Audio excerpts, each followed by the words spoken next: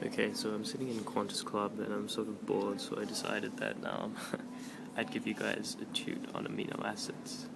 Now, amino acids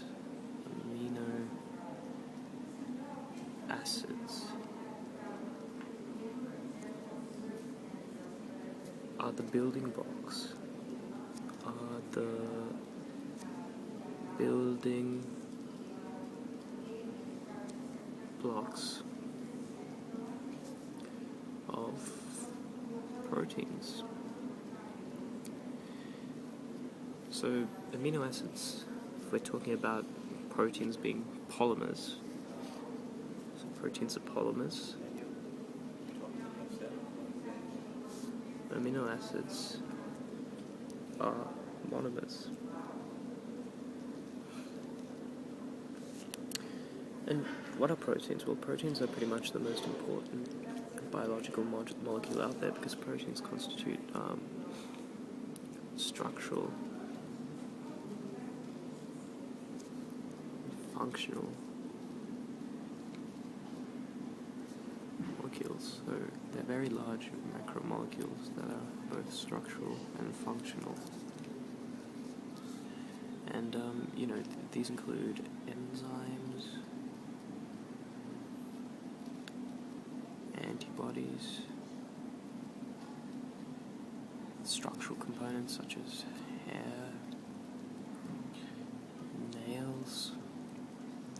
So proteins are very, very important, and amino acids are obviously imperative because they're the building blocks of these important substances.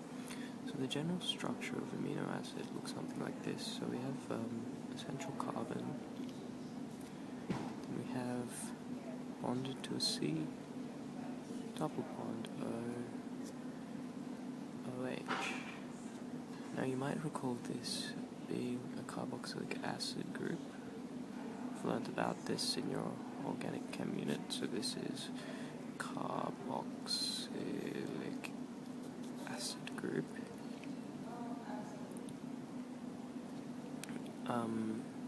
This central carbon, if we bring our attention back to central carbon, we have hydrogen. I'll come back to what's on there, that bond. And on this group we have what's called an amine group. An amine group.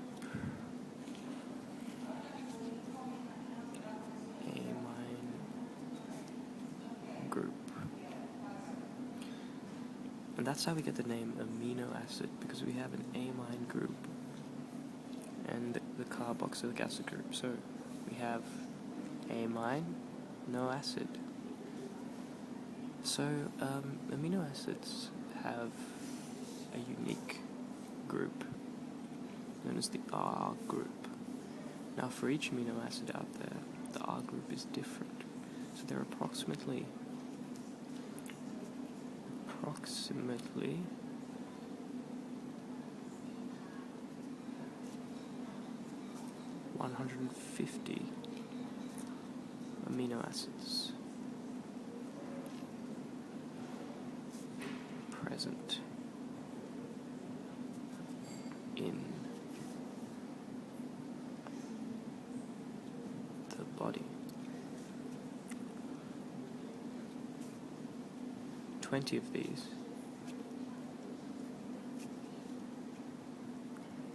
are used for synthesizing proteins, used in the synthesis of proteins. So amino acids are distinguished, they're distinguished by this R group.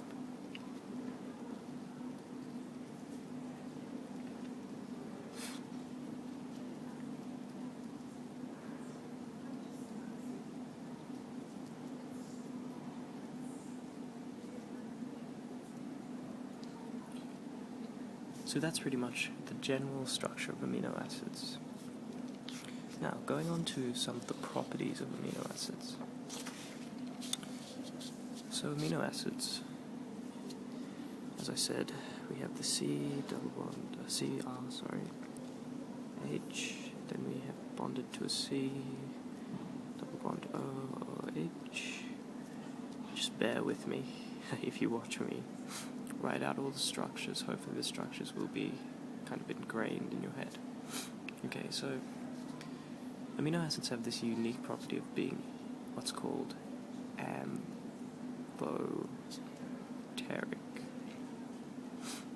This means that they can either act as an acid or base, depending on the solution they're in.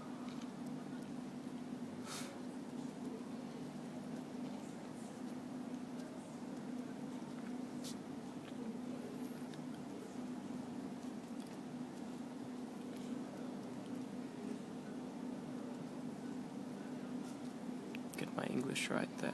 Okay, so each amino acid can act as an acid or a base, because you see we have this carboxylic acid group, and it acts as an acid by donating this hydrogen. Whereas on this amide group, the base group, we see that there's an NH2, so an NH, so N and then two H's, and then a lone pair of 2 electrons. So this means, if necessary, it can take up H+. So depending on the situation, amino acids can give off H+, or, so they can give off H+, or, if we take our attention to this part of the molecule, they can actually take up H+. Now, it's important to note that amino acids have a unique isoelectric point. Now, the isoelectric point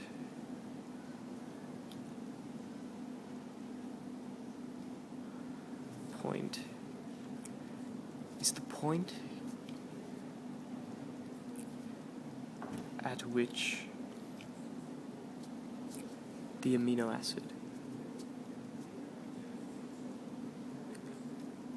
will act as both an acid and a base at the same time. Both an acid and a base. So, this state of acting as both an acid or a base is known as a zwitterion.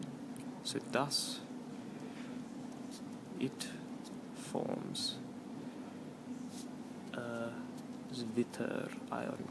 I think this term comes from German, and from memory what it means is that it's sort of saying that it's both ions, so zwitterion. So, a zwitterion will look something like this. Usually we'd have an OH, but if the amino acid was acting as an acid, it would dissociate this H, and then we'll get this minus. Can you go and sit there somewhere next to the receipt so that I don't get disturbed? And then we get this. Did you hear me? Can you move away? We get this.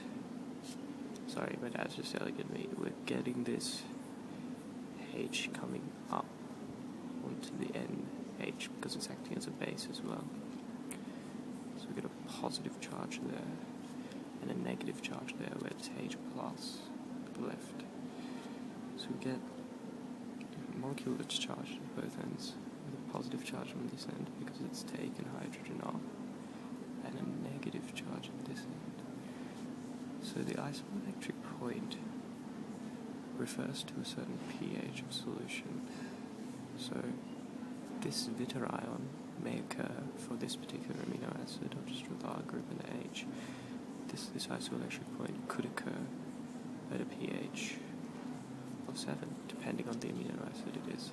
Some isoelectric points for some amino acids occur perhaps at a pH of 8, 9, 10, so it depends on the amino acid. Different amino acids have different isoelectric points, and therefore will form zwitterions at different pHs. Okay, on to the next video.